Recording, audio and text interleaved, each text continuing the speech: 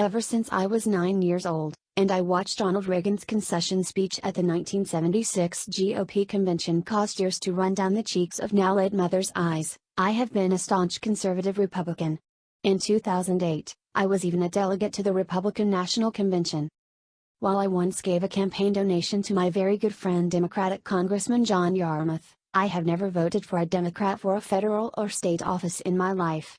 This year, much to my amazement and disappointment, not only will I likely be voting for Democrats at that level, I will actually be rooting for Democrats to win back at least the House of Representatives. While I have been heading in this direction for much of the Trump presidency, the last few days have finally pushed me over this previously incomprehensible edge. Here are some of the recent reasons I have finally reached this point. Trump's summit with the North Korean dictator was a complete joke, somehow even worse than I had forecasted. And yet, in a fit of hypocrisy so overt that you simply cannot parody it, neither the conservative media, nor the GOP voting base, nor Republican elected officials showed even the slightest sign of reacting in the same way that they would have had Barack Obama or Hillary Clinton even thought about engaging in the same sort of insane capitulation to a Kim Jong-un.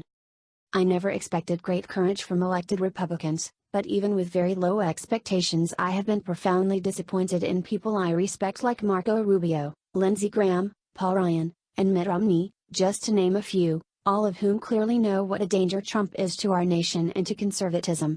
And yet their muted criticism of him has been like that of a henpecked husband whose balls have been in their wife's handbag so long that they have forgotten what they used to feel like.